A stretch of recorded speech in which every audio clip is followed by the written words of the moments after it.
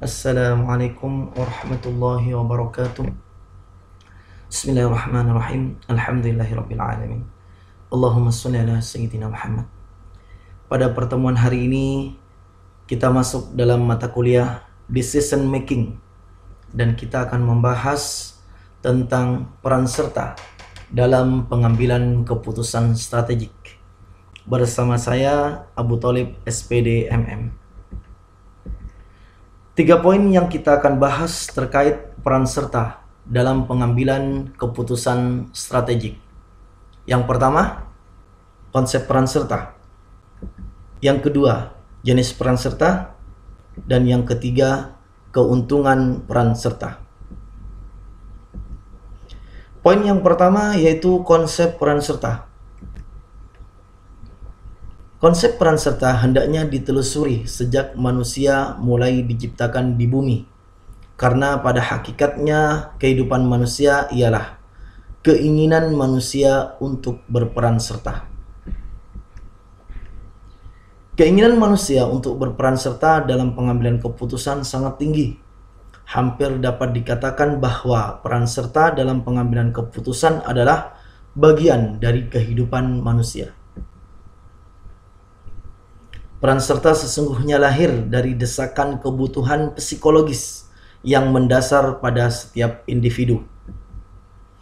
Archbold pada tahun 1976 menyampaikan, keinginan untuk berperan serta didorong oleh kebutuhan akan kekuasaan, ingin memperoleh pengakuan, dan hasrat untuk bergantung pada orang lain, tetapi juga sebaliknya, sebagai tempat orang bergantung.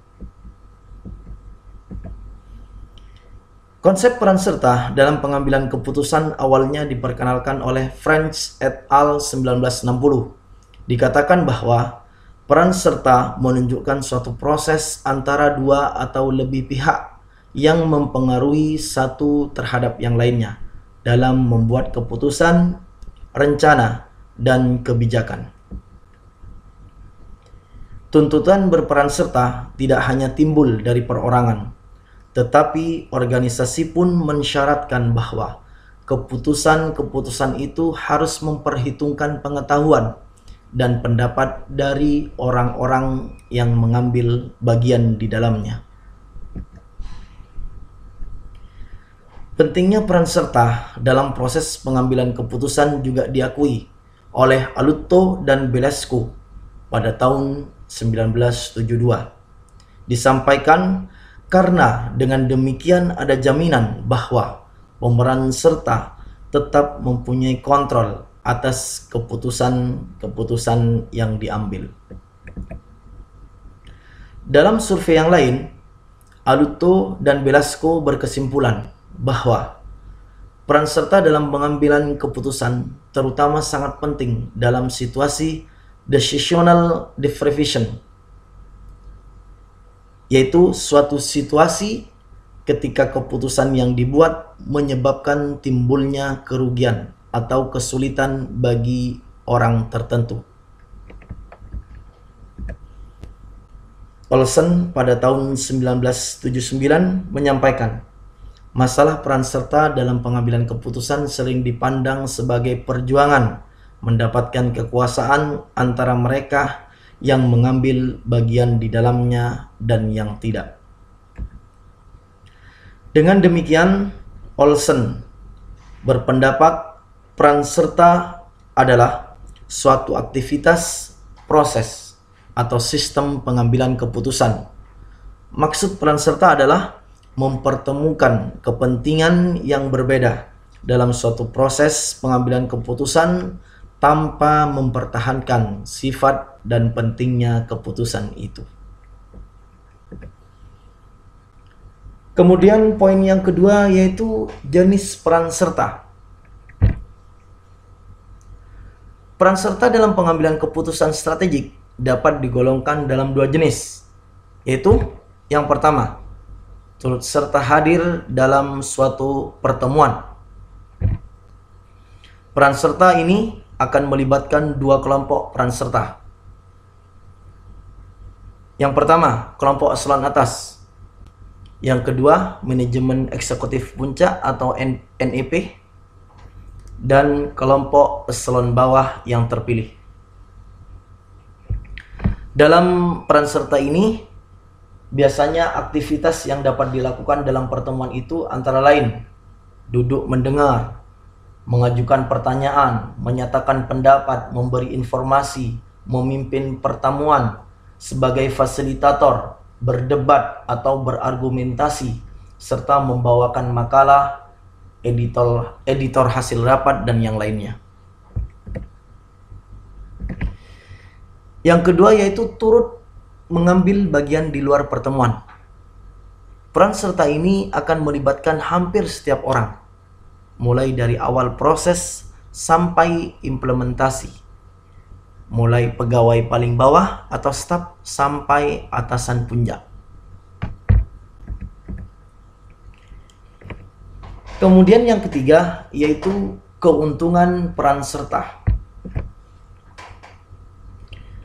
Setiap kali terjadi peran serta dalam pengambilan keputusan akan menghasilkan keuntungan ganda, yaitu yang pertama, bagi organisasi. Bagi organisasi, keputusan itu akan lebih baik, lebih bermutu, lebih kuat kedudukannya, dan mampu bertahan lama karena mendapat dukungan dari banyak pihak.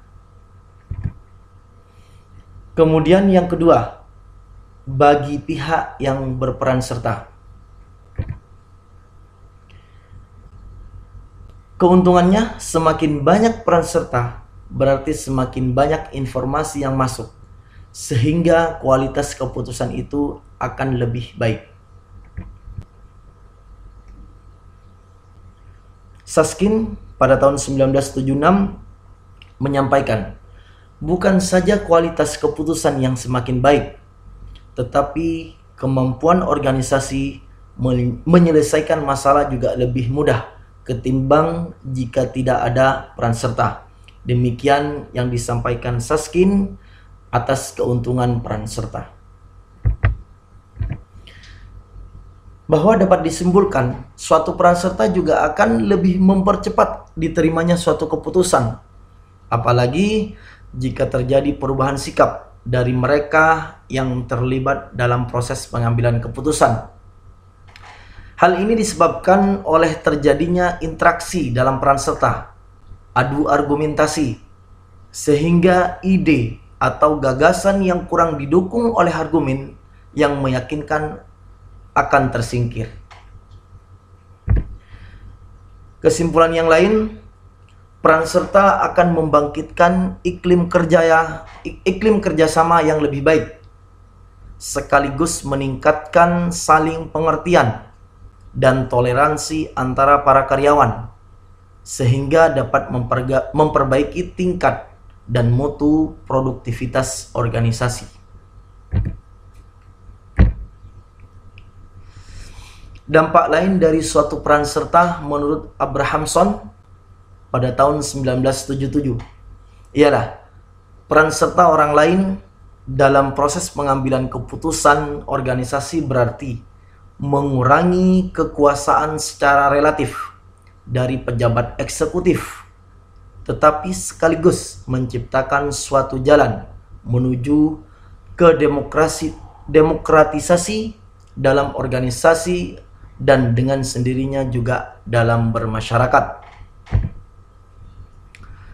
Adapun kelemahan dari konsep peran serta tersebut antara lain, jika latar belakang pengalaman dan tingkat pengetahuan dari peran serta masih kurang, tidak mustahil informasi yang mereka berikan itu jauh dari yang diharapkan.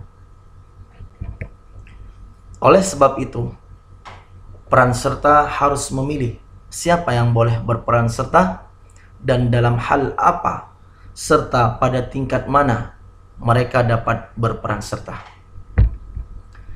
Demikian apa yang bisa saya sampaikan terhadap materi kuliah daring. Semoga ini menjadi rujukan mahasiswa untuk belajar di rumah. Wassalamualaikum warahmatullahi wabarakatuh.